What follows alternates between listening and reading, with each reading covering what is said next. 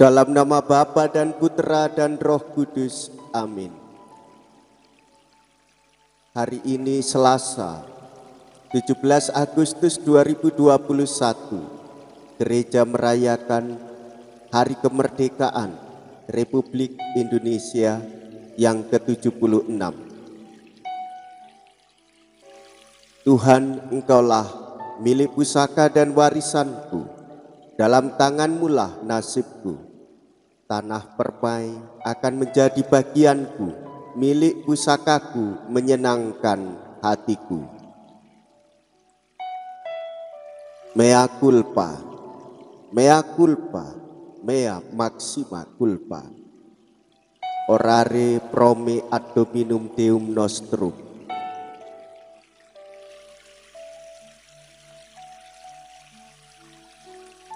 Marilah kita berdoa. Allah yang Maha Esa, Engkau memanggil setiap orang kepada kemerdekaan dalam Kristus Yesus Putra-Mu. Maka pada hari proklamasi kemerdekaan ini, kami mohon kepadamu, lindungilah tanah air kami agar tetap bebas, merdeka dan aman sentosa. Anugerahkanlah kepada bangsa kami kemerdekaan sejati, agar di seluruh wilayahnya berkuasa keadilan dan damai, peri kemanusiaan, kerukunan dan cinta kasih. Dengan pengantaraan Kristus Tuhan kami yang bersama dengan Dikau dalam persekutuan Roh Kudus, kini dan sepanjang masa. Amin. Tuhan bersamamu dan bersama rohmu. Inilah Injil suci menurut Matius. Dimuliakanlah Tuhan. Matius bab 22 ayat 15 sampai dengan ayat 21.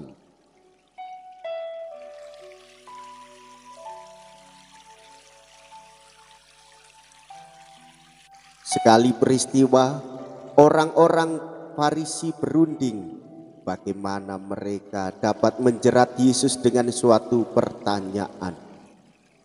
Mereka menyuruh murid-murid mereka bersama orang-orang Herodian bertanya kepada Yesus, "Guru, kami tahu bahwa Engkau adalah seorang yang jujur dan dengan jujur mengajarkan jalan Allah, dan Engkau tidak takut kepada siapapun juga, sebab Engkau tidak mencari muka.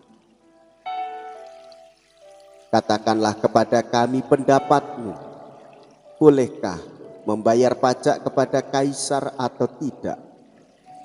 Tetapi Yesus mengetahui kejahatan hati mereka, maka Ia lalu berkata, "Mengapa kamu mencobai Aku, hai orang-orang munafik?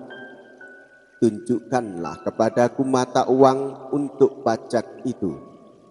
Mereka membawa 1 dinar kepada Yesus.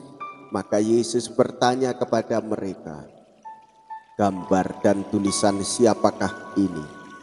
Jawab mereka, "Gambar dan tulisan Kaisar." Lalu kata Yesus kepada mereka, "Berikanlah kepada Kaisar apa yang wajib kamu berikan kepada Kaisar, dan kepada Allah apa yang wajib kamu berikan kepada Allah." Demikianlah sabda Tuhan. Terpujilah Kristus.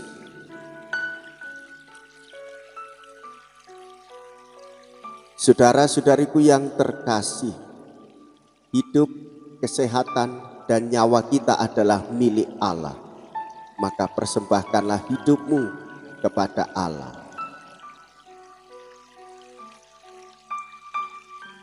Pemikiran, keterlibatan,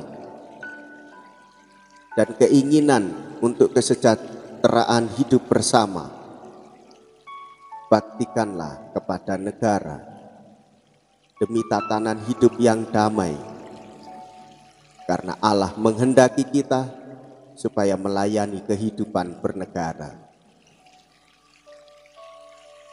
Saudara-saudariku yang terkasih, kita menyadari Allah mengasihi kita.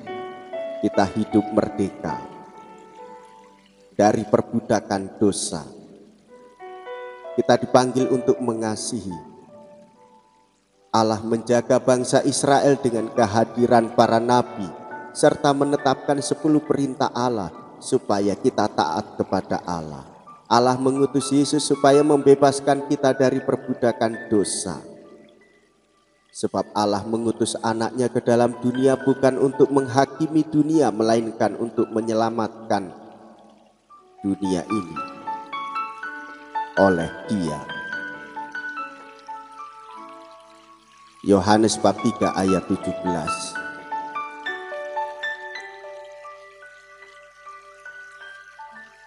Menurut Paulus, apa yang lemah bagi dunia dipilih Allah untuk memalukan yang kuat, dan apa yang tidak terpandang dan yang hina bagi dunia dipilih Allah. Bahkan apa yang tidak berarti dipilih Allah untuk meniadakan yang berarti, supaya jangan ada orang yang memegahkan diri di hadapan Allah.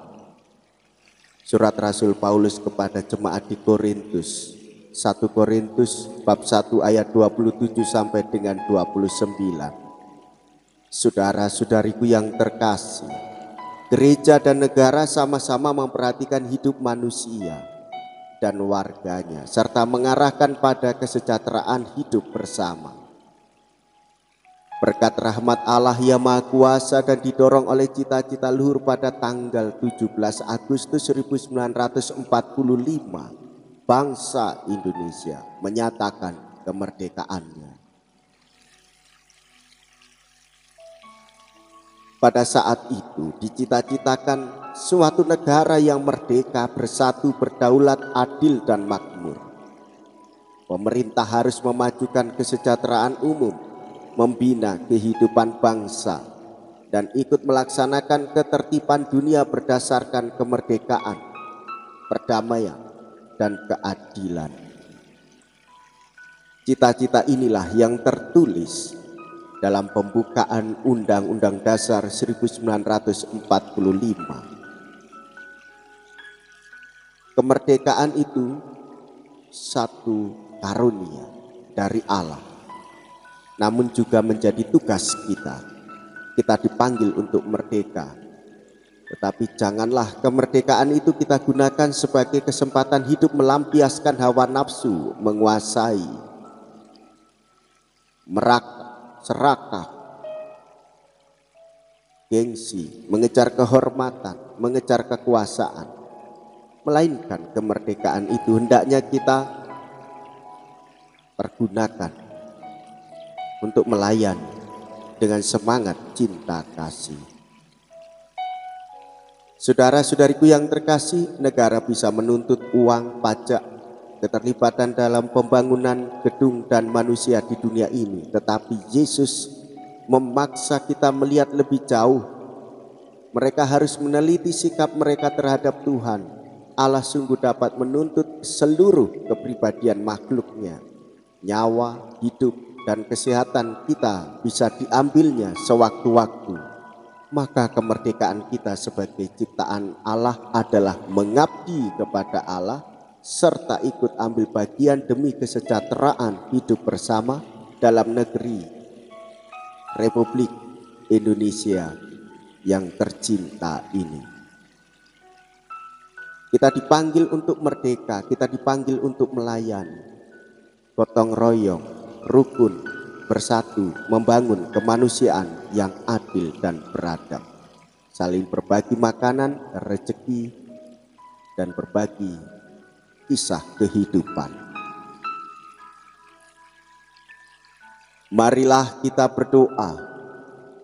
Allah Bapa yang maha baik dan maha kuasa, kami mengucap syukur kepadamu atas segala rahmat dan anugerah yang bertahun-tahun lamanya Kau limpahkan kepada nusa dan bangsa kami. Engkaulah yang mempersatukan kami menjadi satu nusa dan satu bangsa dan satu bahasa. Engkaulah yang mengantar kami kepada kemerdekaan yang aman sentosa.